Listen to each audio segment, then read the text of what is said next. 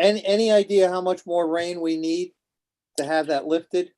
I think right now the reservoirs are give or take a percentage to around 42% capacity. So it would probably take a good, I'm going to say maybe 6 to 8 or 10 inches of rain to kind of get us where we ought to be. Okay, So the rain that we've had recently is just enough to kind of keep the status quo, but it hasn't really improved anything. okay. Harbor Commission, Jeff, anything we need to know? Well, yeah, just that on November 16th, I believe that's the date, there will be a joint meeting of the Harbor Commission and the Shellfish Commission to hear Eversource's latest plans for bringing the electric lines under the harbor from the west side or underneath. And now the plan, as we understand it, is again to go underneath the visitor's dock rather than to avoid it by going to the north. So that's on November 16th. And that's not yet, I don't believe we yet have a formal application. I think this is for informational purposes. But there still needs to be a regulatory review by DEEP, by the Corps of Engineers, and by the Connecticut Siting Council. So we look forward to that meeting and giving that proposal a proper review. The other topic, and I saw the email from Diane Lauricella, which is very, very significant, is the continuation or the presentation of the draft plan for the waterfront industrial rezoning.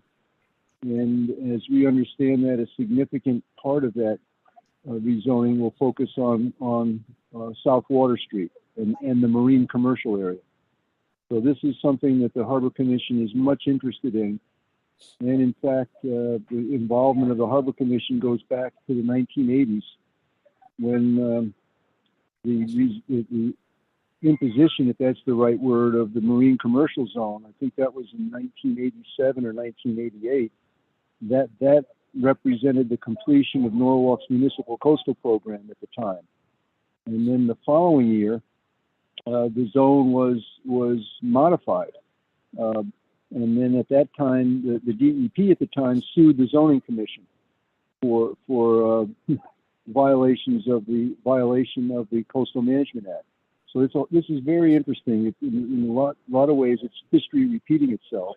Not that we anticipate another lawsuit, but it's a proposed rezoning of the. I'm assuming that this is what it will lead to: a proposed rezoning of the Water Street area.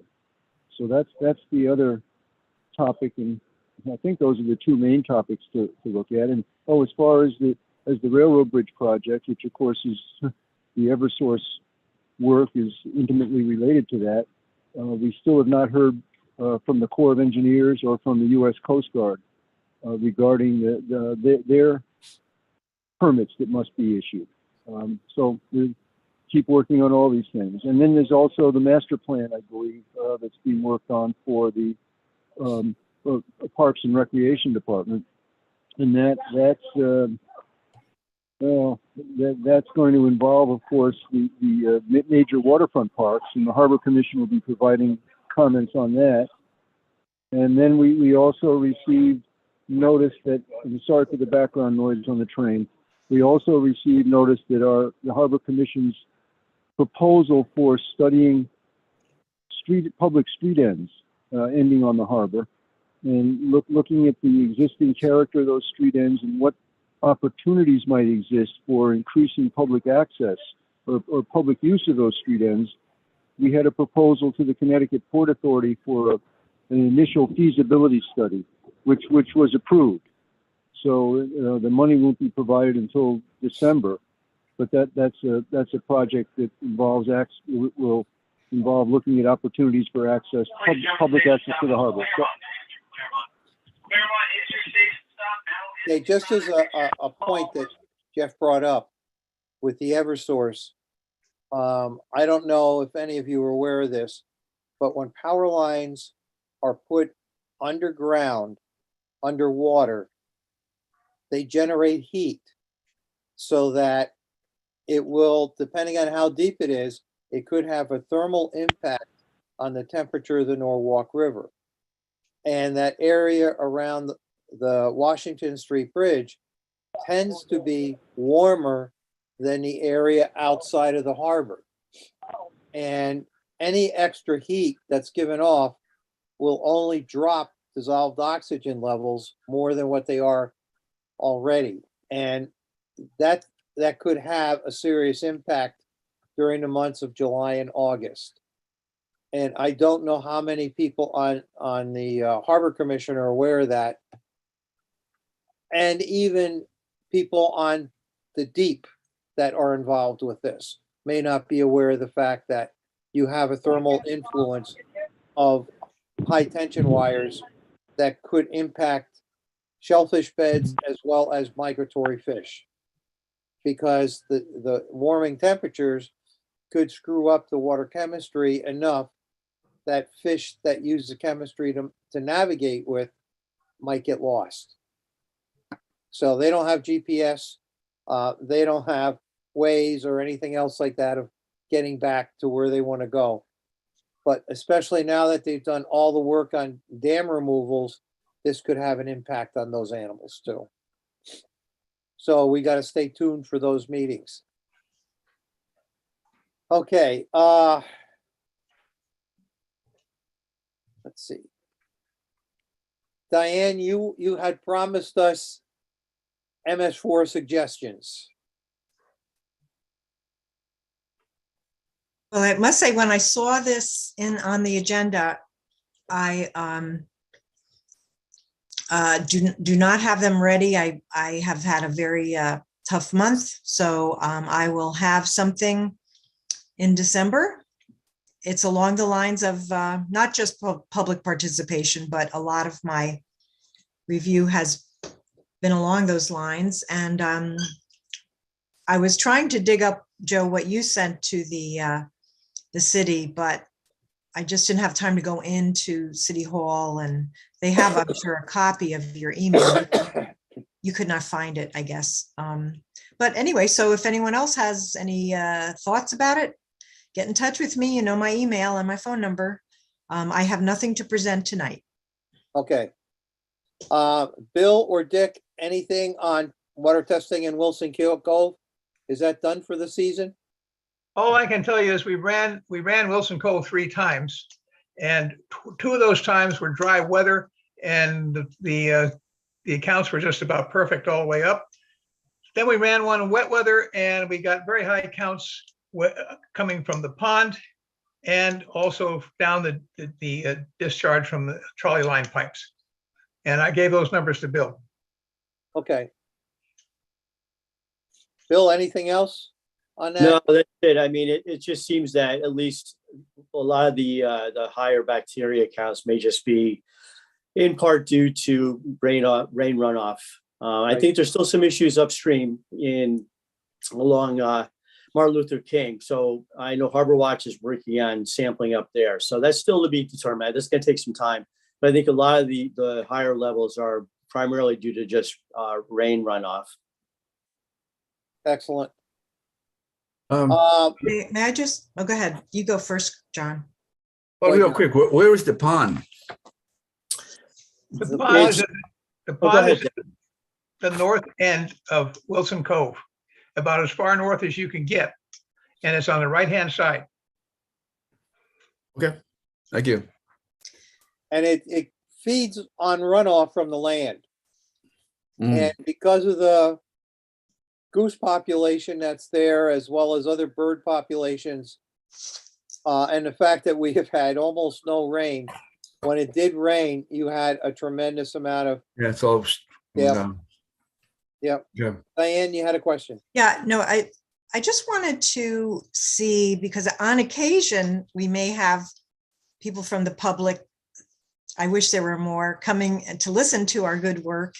When we talk about any kind of sampling that we are doing, if we could be clearer about the parameter that's being tested, Because laymen, would say when Dick or anyone says, oh, well, it's clean, that is not really accurate because it's for one or I think two parameters, maybe, Dick. Is it oxygen and E. coli? All we've tested for is enterococci. We haven't done physical testing in there. So it's enterococci bacteria. So if we could say that, I think that would be more helpful. I just said it. No, what I'm saying is for even our Telesco services and the public, and if anyone looks at our minutes afterwards, because we don't want to, in any way give a false sense of security or a false sense of harm, just a thought. That's a good point. Thanks, Diane. Yeah. Anything else on that? Okay, I haven't heard anything as far as the Connecticut DEEP consent decree for past violations. Has anybody else picked any other information up? No? Okay. Then on to new business. Diane? Just one thing. This is budget making season in the city. And so this is a point where the department heads submit to the finance department their initial operating and capital budget requests. So this corrections of the reason why the consent decree was issued are, of course, going to cost money. And it might be, I just got into a habit of following some of the key issues through the budget making process. But this would be a great time for our committee to encourage, the city to raise funds, and we could even offer to write letters of endorsement if it's for grants in the future. But it's very important that the Board of Estimate, which is our finance body, and the Common Council and the mayor know that we of course want to see these problems resolved sooner rather than later. Any other comments under old business? Okay, new business. Joe, this is Joe. Joe, this is Jeff. Yeah, Jeff. Oh, new business. Okay. No, new business is where I would make some comments. Okay, let's start with number one, Jeff. How many went to the Recreation and Parks meetings? I Okay. did. Jeff, did you go? Louise, did you I go? did not go. Okay, I couldn't go. I had to be in New Haven that day. okay. They would, I went to the online part, but I didn't the day before, but I didn't feel. I'm sorry I missed Saturday. I think in person maybe was better. You missed a huge turnout, 8 people. yeah. That's terrible.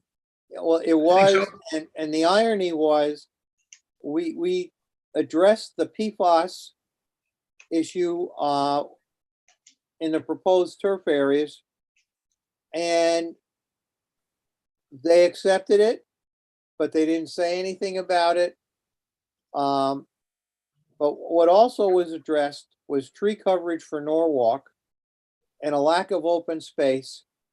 And Diane, Dick, and I all hammered them on this, and the fact that Norwalk is continually adding more and more large developments, and that is taking away from the percent of tree coverage as well as lack of open space.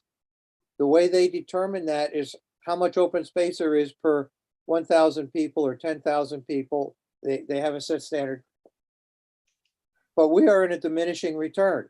And until the city puts a hold on this, we're just going to look like an area that has less and less and less to offer the people that are moving here. And I thought that was a very interesting way of addressing it. And I know Diane and Dick both spoke up. They both let their opinions be heard. And we were kind of surprised that they were aware of it. But we don't know if it's going to make their recommendations at all. So we'll see. Diane? So I have at times some different views about the amount of development we are having. I do think that the city is attempting to balance with every new bit of development, which definitely is impervious surface for the most part. They must put in modern plumbing.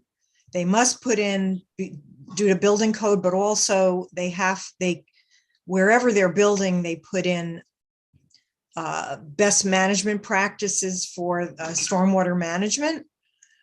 It is not as often as I would like, and I usually, when I speak for myself, if I attend the public hearing, I ask that they add green infrastructure, green roofs, which is still something that has not been embraced wholeheartedly yet, and the zoning changes where they opt out of it instead of opting in. I'd rather that be a standard, that developers have to give a good explanation why they cannot put in a green roof or more rain gardens. For a while, everyone was throwing in a rain garden. It was like and they still are doing this. Oh, okay, that's one rain garden.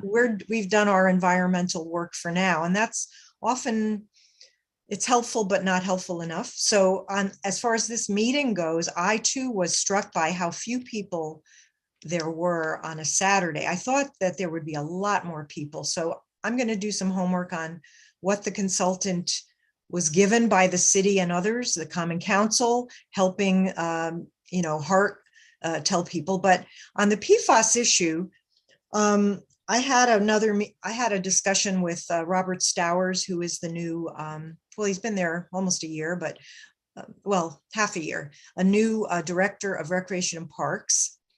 And specifically because of the Broad River situation, and it's close enough to the drinking water source of the first taxing district that Wellfield already has PFAS problems that have been in the news about a year or two ago, and it's still continuing to be a worry because the EPA is finally doing their job of setting standards in the near future. But anyway, I think that we were going to write a letter, and I would just suggest that we continue that effort. I know everyone's really busy, but maybe before December, if there's a way, even before Thanksgiving, if we could circulate the letter that we all, that was, I think Louise had a template, and then we weighed in, and maybe that would be a good thing to send to the Recreation Parks Committee of the Common Council, the mayor, the head of the Common Council, others, because I get a sense that Mr. Stowers, who I'm really impressed by his Seattle bona fides, he told me that he has dealt with this issue a lot. They have 31, he started out with 27, but he said 31 artificial turf fields in Seattle. So he knows all about the pros and the cons. And I respectfully disagreed. I said, I hope that he would be an open-minded person, because there are many aspects that have never been done a deep dive in Norwalk, and I'll finish shortly. And that is the environmental health issues, the environmental issues, and the sports injuries, which of course we as a team are not going to get into, but they're real. And I asked that he consider doing a side-by-side cradle to grave financial study of natural turf or grass to artificial turf, but also have an expert, a neutral expert, look at the health and environmental issues. Now, I have asked this of the Board of Health and the health director last year when they were doing their budget. So it's budget time again, and I'm going to ask again because we have that PFAS issue. He thinks that he could utilize the latest and greatest technology to avoid PFAS and other issues. I told him it was not just about PFAS, but that happens to be popular issue right now.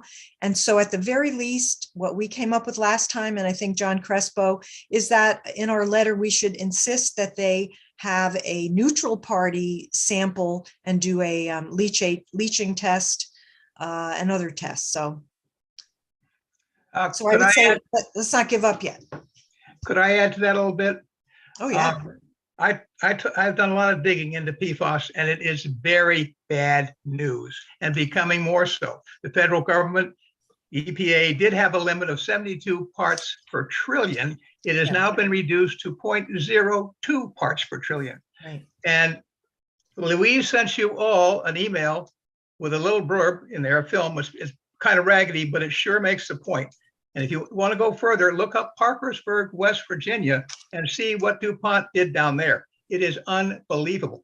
And how little they cared and how little they tried to help anything that happened to people. They were finally sued multiple times and had to pay out huge fines, ultimately walked away from the project and gave it to another chemical company. And they're catching all the fines now.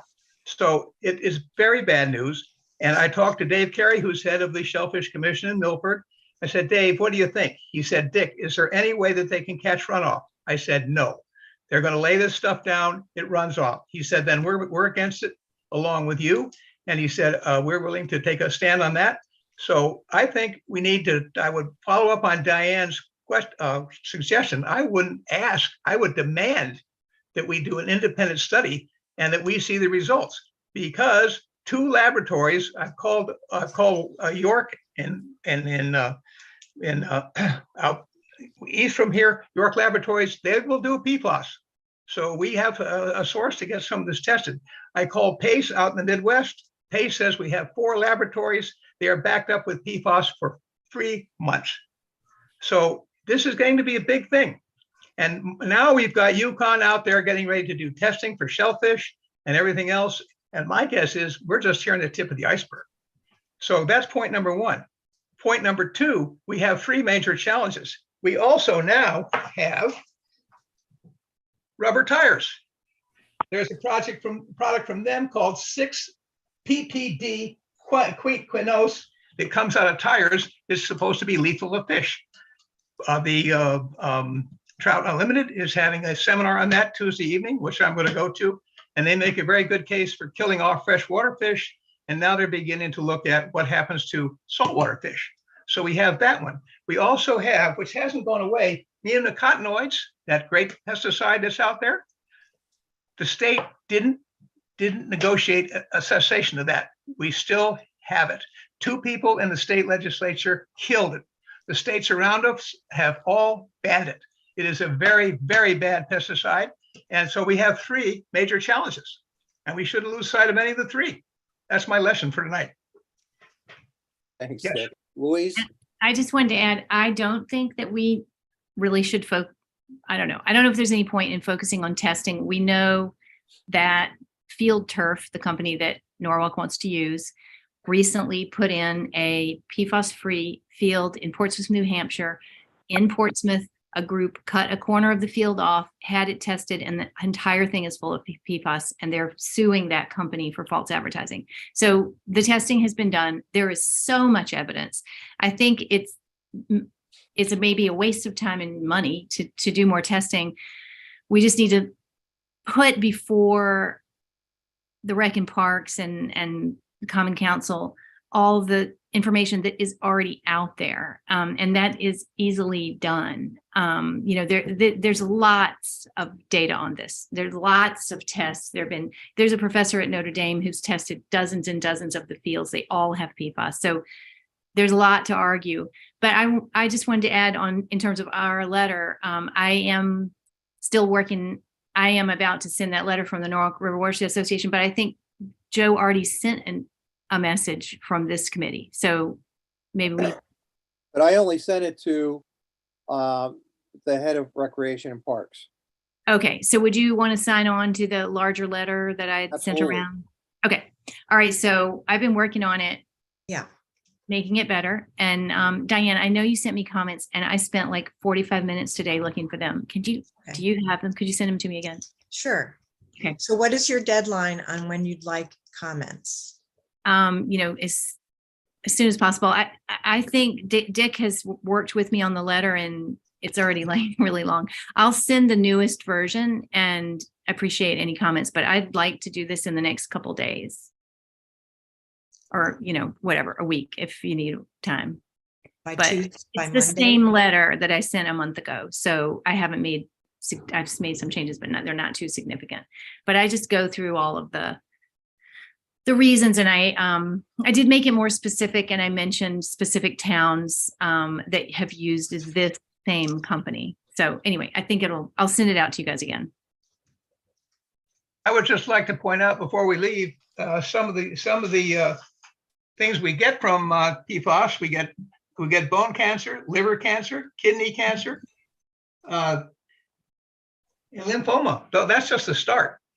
And if you want to take the time and read about our friends down in Parkersburg, West Virginia, you won't believe the story. And my only point of disagreement is with Louise.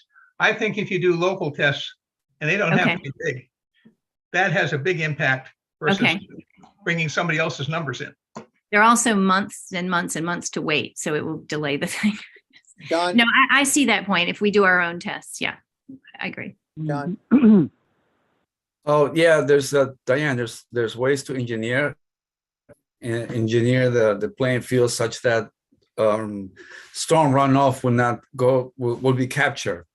But in order to do that, you have to put a liner, and then you have to capture the storm rain, and all that requires a lot of money. So there are ways, Right. but I doubt that they'll be. It's also willing to very put all the difficult money. to clean the PFAS out of the captured water. So you'd have to have a system with a, You have to have a system to Right. treat the storm water, of course. Diane, So I did speak with Robert Stowers about that, about the fact that at the very least, the city needs to look at capturing runoff and treating it, especially on this particular site, because it is close enough and it is upstream from the little stream that flows into the well field. I do think that I would like to put forth to all of you whether we suggest a summit meeting of this committee with the mayor's office and the health department and Recreation and Parks, because I just get a sense that they think they could, so far, this is the 7th field. And Mr. Stowers told me he thinks he will do a side-by-side study, but we have to make sure that whoever's comparing and reviewing the available results, the data and the information is neutral and is qualified. And I hope I think he will attempt that, but it's going to be an uphill battle because quite frankly, I'm thinking, where was everybody for the other 6?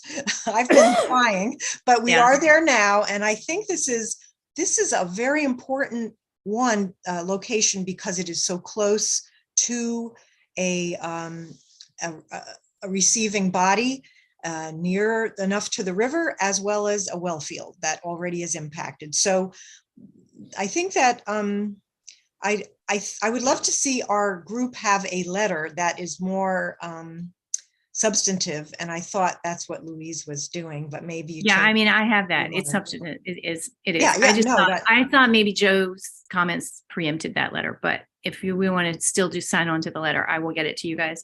Also, keep in mind that Stanford is going through this same thing. Wilton is proposing putting new turf fields right in an aquifer recharge area at Allen's Meadow, right next to the Norwalk River. So our river system is getting this from, it's not just Norwalk. But Stanford had recently, what I think we should do, the major experts on human health, environmental harm from PFAS, and I've forgotten who the third one is, but the same ones in the video that I sent you were invited to Stanford to speak to, Parks and Rec and the mayor and to whoever the decision makers are in Stanford. So I can send you the video of that meeting. I feel like we're gonna have to do something like what they just did in Stanford in Norwalk. So Yes. that makes it easy because we can get those same people to come, and we have that model to look at. Right, I'll so, take that. so I would like to make a proposal that we, that this Water Quality Committee arranges for a summit with the details to be worked out before our next meeting, where we, similar to Stanford and some other places in the state, have had major discussions with, including experts, because we're not going to be able to do this through back channels only and an But email Diane, here, an email I there. think it might also make sense to talk to a couple of the common counselors that are also concerned about this Of and course, coordinate. yes. Yeah, Coordinate. Let's coordinate with of other course. allies in the city about. Yeah, yeah. so why don't, first, I just wanted to put forth that we have a summit. It could be a public meeting on it, but a summit with the mayor's office, who's the leader of our city, and then select and important people that have dominion over deciding whether another artificial turf field will be in place, including people from the sports industry, our sports. But we make sure that we have it before the end of the year, because they're doing their budget. We may have to have it in January to get it all together, but I just wanted to put forth that we consider having an event or a summit to discuss this meeting and put out on the table the facts, pros and cons, and included would be some experts on both sides, but an But Joe, I'd like to add, there's a very good film out, a documentary called Dark Waters, that really shows the downside of this thing and how DuPont went to a farmer and promised him that they'd put a clean landfill on his property, or they'd take part of his property. He lost all his cattle, and then 100 cattle, and then they started getting sick themselves, and it was PFAS. So that story is another one. I think we should try to get that film and have everybody watch it. We've shown that in Ridgefield. You're right, Dick. And there's also a documentary that came out before Dark Waters that is also good, called I'll send it to you. It's also good. It's a different part of that. It's called The Devil We Know. Devil We Devil Know. We Know, Thank you. yeah. Thank you, John.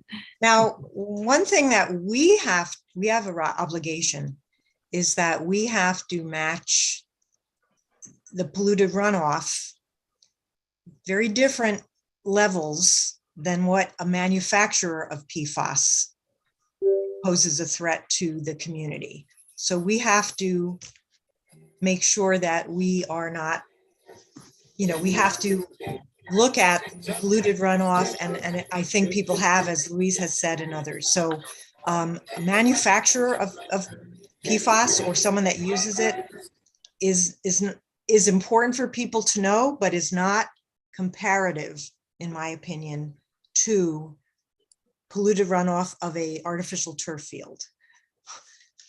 And I'm just saying that there is plenty of data that talks about polluted runoff and exposures within the breathing zone of a artificial turf field beyond PFAS. But since PFAS is popular, let's go start with PFAS. People don't know what it is, but they've heard of it, just like PCBs. And the thing is, there's different degrees of risk with different chemical compounds. So anyway, I put up on, again, I'd love a second, is that we, within the next month, put together by January, a summit about this topic. That gives us time to. I think that plans for something like that might already be happening. I think before we vote to take the lead on setting up a summit, we should talk to other people that are working on this to make sure that we're coordinating with efforts already happening. That's what I would say. I have a suggestion. Because of the how late we are in the year, let's get Louise's letter out, and with a closing statement of, we would be more than welcome to meet with all of you and have a round table, so that we can discuss this intelligently before affecting the health of more Norwalk citizens. And the other thing I wanted to ask Louise, you may know, I don't.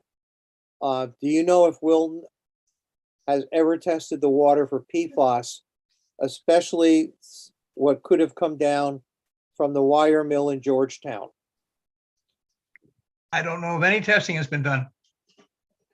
Well, I know that that site was under order by the federal and state government, and they had someone that was going to develop and went out of business for a lot, waiting on the permits from the government. And they've done a lot of extensive testing of that site. I visited it when I was a regulator. So okay, there's a lot of data available, but as far as PFAS goes, I do not No. know. Right, None. and see, the whole thing is PFAS is a fairly new issue. Yeah. And when they were going through that with the Georgetown wire mill, people weren't PFAS wasn't raising a red flag. That's Now right. it is. When So was it's the wire mill in operation? Like, when did the wire mill close? What year do we know? About I 15 don't years know. ago. About 15 years ago.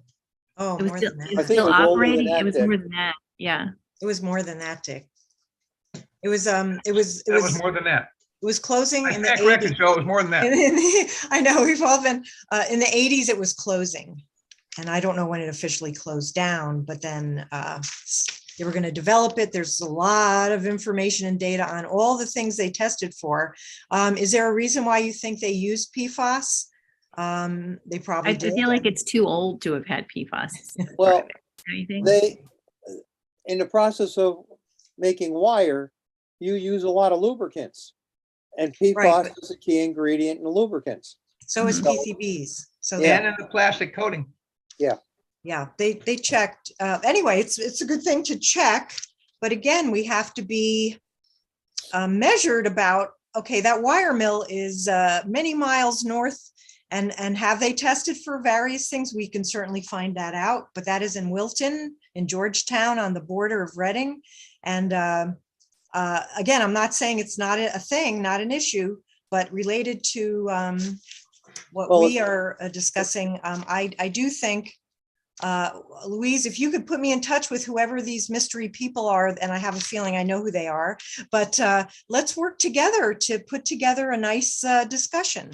Yeah, I instead don't of- know. I don't instead know. I of, just think we should find out, yeah, what's happening. Yeah, okay, well, can we Yeah. talk offline so that we can move this along? Yeah, yeah, we Yeah. definitely. Great. Yeah. I have one good news thing to just slip in here since we're talking about ball fields. That Beyond Pesticides has funding from Stony Brook Farms to do some like pilot and model organic ball field or playing field management. And they're doing some in New York City and they're doing some in Norwalk. So we're going to have, it's like 3 or 5 of our fields managed in this way that would be, which is really going to be great. It's going to be a model for the future pesticide-free playing field management. So just, you know, Norwalk is doing some really good things. It comes out of our passing the pesticide ordinance, restricting pesticides on municipal property. So we're moving in like the right direction in a lot of ways. I just wanted to put that in there as a balancing good news thing so we don't all leave with our sad faces on. Good. Hey, the number 2 on in new business. Joe- Recommendations. Joe, this is Jeff. Might I say something about what you just talked about? Go ahead. And then I may lose you on the train here. I'm sorry, but a couple of weeks, and I'm responding to some of the things that Diane mentioned. A couple of weeks ago, I participated in a discussion with the people from the Norwalk Tree Alliance, and that may have been the same Saturday that you had the meeting you're talking about with Parks and Rec. But there was a nice walk along Calf Pasture Beach and Shady Beach. I think there were only 4 other people or 5 other people besides myself.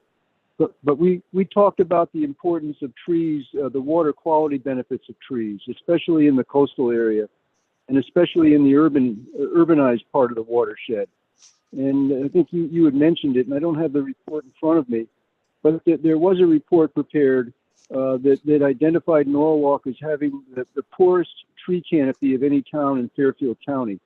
So that again, it points to the need for planting trees in the coastal area and especially in the urbanized part of the watershed. The other thing I wanted to mention, and I'm talking fast because I may lose you. excuse me.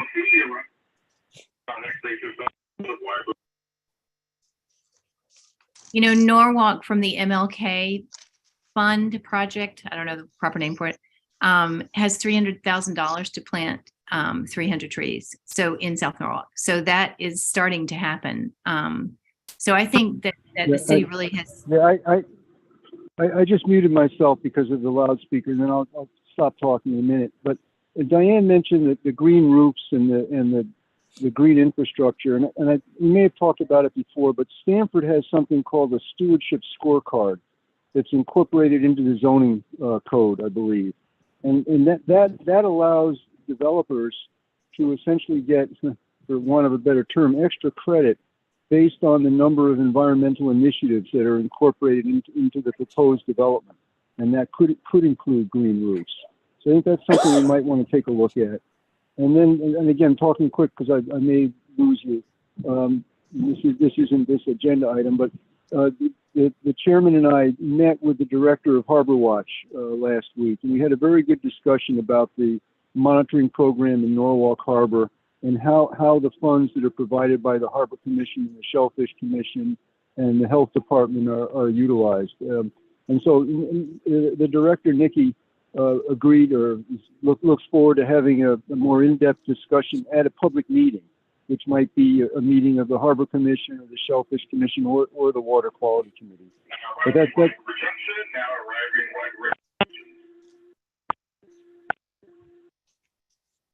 But sorry if I lost you.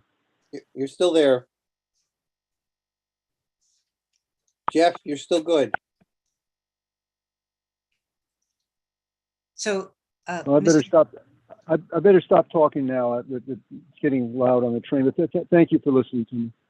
Mr. Chair, yeah, in Norwalk, they have a similar green scorecard for the transit-oriented development changes that were made in that zoning, and they're still redoing the other zones, all the other zones.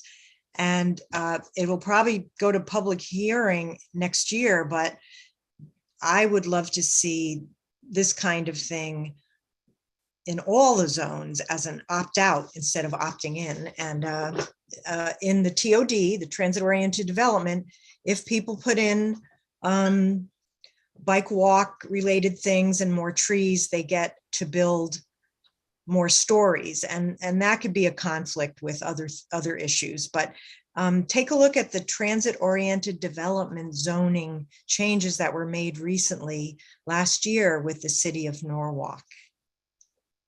East Norwalk was the last time they studied it. So it's moving the needle slowly in that right direction, but it sure could go faster. Yes, it could. Okay, back to number 2, under new business. Last year we struggled with this. I think it'll go a lot smoother this year. I'd like to have recommendations to move forward to the council and other community leaders that we as a committee make for them. And obviously PFAS is going to be at the top of the list. But there are other things we've discussed in the meetings. If you could put 8 or 10 of them together, send them to me, and then I'll see who has common ground, and we'll winnow that out. I'll get it out to you, and then we can decide what we send and who we send it to. Now, is there anybody out there in the public?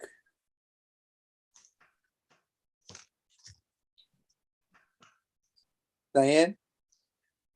Before we go to public comment, I have 2 announcements that I think. I just asked for public.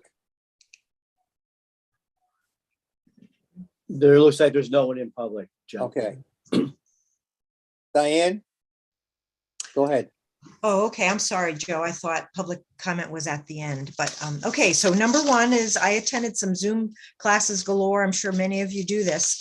The first one was yesterday.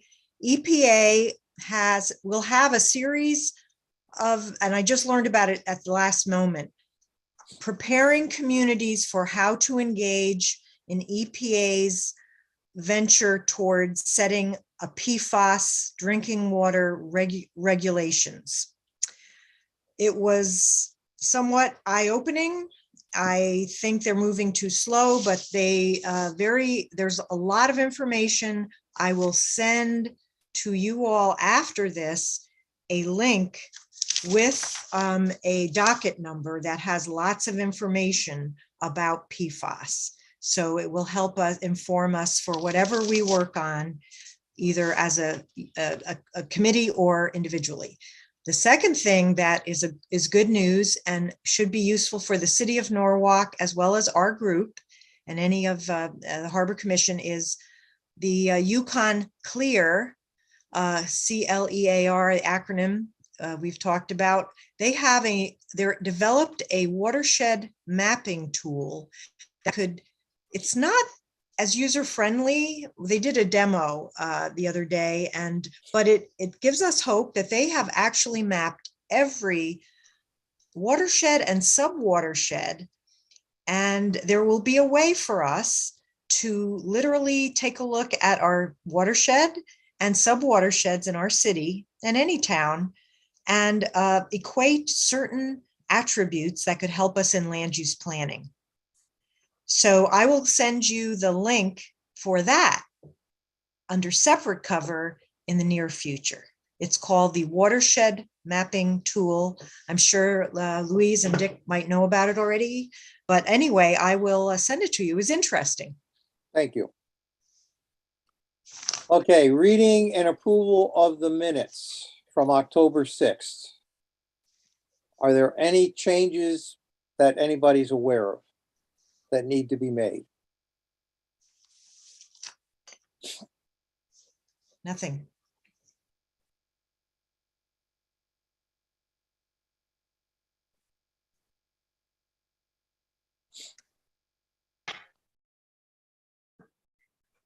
Okay. Can I hear a motion to accept the minutes? So move. Okay, Dick, second. All in favor? Aye. Aye. Any opposition? Okay, the minutes pass. Now, next meeting, I will not be here. Next meeting is December 1st or January 5th. Now, I don't know where we're gonna be on December 1st as far as moving the PFAS along, but would somebody be happy to take charge of that meeting? Diane? Sure, and if we decide we need to meet before the end of next year, I'd be happy to help. Okay, if there's nothing new that comes through that we need to address, would most of you be okay with going to January 5? Yes, no? Okay, Dick, are you okay with that? Yep. Okay, so that answers that. What's that? We're not going to meet on December 1st? No, if there is a pressing issue that comes to head by December 1, you'll meet then. If Okay. not, January 5. And I'll keep in touch with you, Diane. And can I have a motion to adjourn? So before you do that, I'm sorry, Mr. Chairman, I forgot to announce this. At 7 o'clock, there is a public hearing about money for a tree master plan. I think it's the Common Council, Economic and Community Development of the Common Council. They usually meet on the first Thursday at 7. I didn't know if any of you on this call know about this. I know that WestCog did that study of the canopy study. I thought they did a pretty thorough job, but they're asking for, going forward, a tree plan, which might be different. I'm going to inquire about it in about 5 minutes. It's $150,000 for a tree master plan. I'm all for master planning, but I'm hoping that they won't repeat what WestCog did. WestCog did a lot of background data, used GIS and other tools. So do any of you know anything about this? No. No. No, and I am very much in favor of tree planting. And at one point in my career, one other teacher and several students and I harvested trees from Connecticut Forest with the Department of Forestry's blessings. It was close to 180 trees. We planted them around Brian McMahon High School to create noise barriers and wind barriers and so forth. And Parks and Rec that summer mowed everyone down. And these were not 6-inch trees. These were 4 and 5 foot trees. When we started school in September, there wasn't one standing. So you can understand why I wince when you start going down that route. You know, it's going to take a lot of collaboration. And I know Louise has run into issues with that in the past, and it took a lot of coordination. So just keep that in mind. Yeah, this is a tree master plan, which will include planting plans. I understand that. Yeah. Okay, well, I'll send, when I find out a link, I'll send it to you. Yep, and I had gotten clearance from the mayor, I'd gotten clearance from the head of Parks and Rec, and I had gotten clearance from the Board of Education that they were gone. And put a dollar sign on 180 trees, plus the labor to put them in. And it was a lot of money and time. And the kids were devastated, to say the least. So can I have a movement to adjourn? No one? Okay, Diane, John, seconded. All in favor? Aye. Bye. Aye. If I don't see you in December, I'll see you in a happy new year. I'll be in touch. Thank you.